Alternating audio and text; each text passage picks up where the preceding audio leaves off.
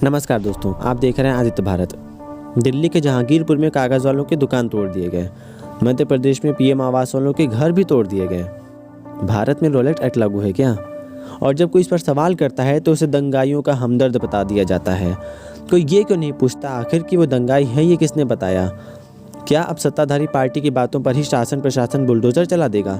तो क्या भारत में कानून के राज की जगह पर बुलडोजर राज चलेगा? ये जो बुलडोजर राज को चुस्त दुरुस्त कानून व्यवस्था कहा जा रहा है, ये बहुत घातक होगा दोस्तों।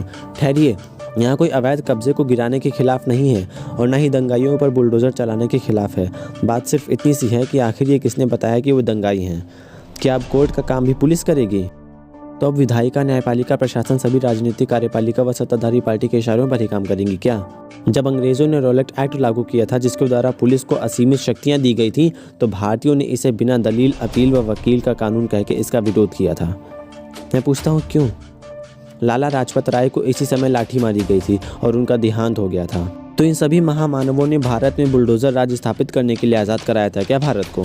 अगर क्लास 10th तक भी आपने पढ़ाई की होगी तो सामाजिक विज्ञान में आपको ज़रूर बताया गया होगा और पढ़ाया गया होगा कि पूरी व्यवस्था कार्यपालिका, विधायिका और न्यायपालिका 3 भागों में बटी है और तीनों की अपनी अपनी जिम्मेदारी व काम है। तीनों का काम करना ज़रूरी है, तीनों का एक दूसरे पर नियंत्रण भी ज़रूरी है। चेक बैलेंस ज़रूरी है दोस्तों, नहीं तो संविधान, लोकतंत्र आदि सब खतरे में आ जाता है। ये व्यवस्था इसलिए किया गया है जिससे अगर कोई एक गलती करे तो दूसरा उसे ठीक कर दे। खैर, ये सब तो आपने पढ़ा ही होगा। तो फिर आप तो इनकाउंटर राज और बुलडोज़र राज के माध्यम से पूरी व्यवस्था को ही ध्वस्त कर रहे हो और एक पार्टी, एक व्यक्ति शासन स्थापित कर रहे हो। इस पूरे प्रकरण को हिंदू मुस्लिम के नज़रिए से देखने की ज़रूरत बिल्कुल भी नहीं है दोस्तों। और आप हर चीज़ को धर्म, जाति, दलगत राजनीति के नज़रिए से देखते हैं, इसीलिए मूल और असली सवाल बिल्कुल पीछे छूट जाते हैं। क्या अवैध निर्माणों को हटाने के लिए स्थापित प्रक्रियाओं, कानूनों का पालन किया गया? क्या पहले लोगों को नोटिस दिया गया था? अगर 1-2 लोगों को वर्षों पहले नोटिस दिया गया था, फिर भी उसके आधार पर कार्रवाई करना नाजायज़ है, क्योंकि रेहड़ी पटरी लगाने वाले इतने पढ़े लिखे नहीं होते दोस्तों। उन्हें लग सकता है या लगा होगा कि इतने वर्षों से जब कुछ नहीं हुआ तो अब क्या हो जाएगा, इसीलिए क्या उन्हें नया नोटिस दिया गया? और क्या 1-2 लोगों के दिए नोटिस के आधार पर दूसरे निर्माण को भी ध्वस्त किया जा सकता है? नोटिस देने के बाद क्या उन्हें दलील या सफाई देने का मौका मिला? क्या उन्हें आगे अपील करने का मौका मिला? क्या उन्हें वकील की सुविधा उपलब्ध करवाई गई? बड़े बड़े धन्ना सेठों को तो बार बार दलील, अपील, वकील की सुविधा दी जाती है, तो फिर इन रेहड़ी पटरी, छोटे दुकानदारों व गरीबों को क्यों नहीं दोस्तों? अच्छा, आज मीडिया वाले आदि गरीब लोगों, सामान्य लोगों के घर बार तोड़ने पर इतने खुश हो रहे हैं दोस्तों। याद है कि कैसे यही लोग कानूनी प्रक्रिया का पालन करने के बाद कंगना रनौत को छज्जा तोड़ने पर मातम मना रहे थे। कंगना को सीधे राज्यपाल से मिलने का मौका मिल गया था, सभी चैनलों पर फिक्स्ड इंटरव्यू हो रहे थे। यहाँ तो राज्यपाल व इंटरव्यू को तो छोड़िए, मामूली फील्ड संवाददाताओं को भी गरीबों से बात करने की भी अनुमति नहीं है। किसी भी पार्टी नेताओं को इनसे मिलने नहीं दिया जा रहा है, क्योंकि कंगना रनौत से मीडिया, राजनीतिक दलों सभी को फ़ायदा है, लेकिन इन गरीबों, मिडिल क्लास से किसी को फ़ायदा नहीं है दोस्तों। ये बेचारे अशिक्षा, पेट भरने आदि के लिए सब भूल जाने को मजबूर हैं।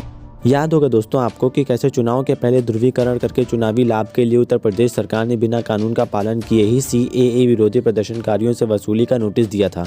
तो अधिकांश लोगों ने जुर्माना दे भी दिया था, क्योंकि आज भी भारत में अपील, वकील व दलील की सुविधा गरीबों से बहुत दूर है।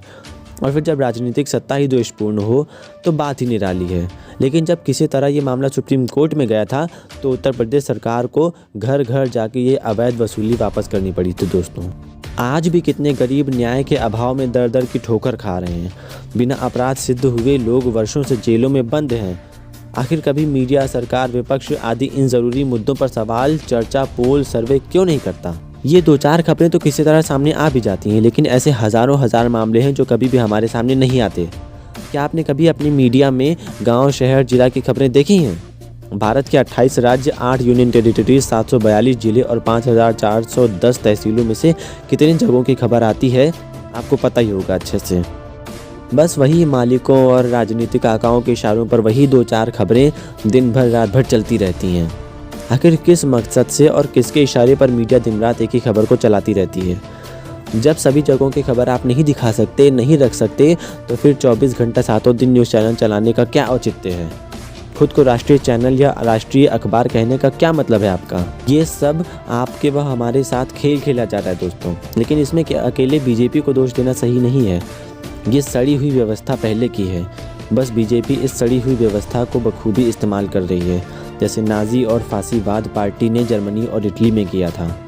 कुल मिलाकर कहें, ये मामला हिंदू वर्सेस मुस्लिम का नहीं, बल्कि गरीब वर्सेस अमीर, न्याय वर्सेस प्रतिशोध, न्याय वर्सेस अन्याय, कानून का राज वर्सेस बुलडोज़र राज का है।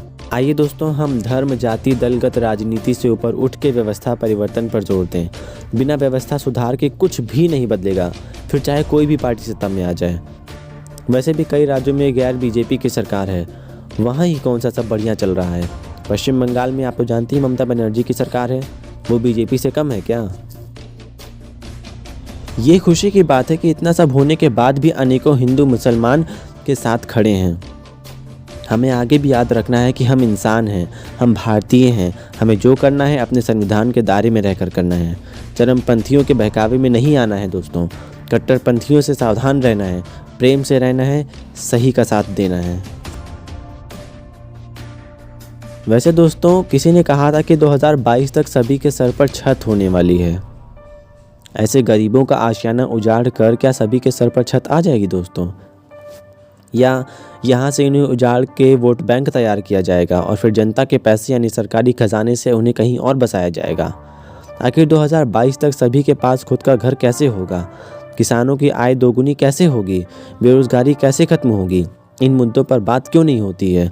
भारत ऐसे सभी इंडेक्सेस में पिछड़ा क्यों है? ऐसे हज़ारों सवाल है दोस्तों, लेकिन आज के लिए बस इतना ही। चलते हैं। राम राम, दुआ सलाम, जय हिंद, जय भारत।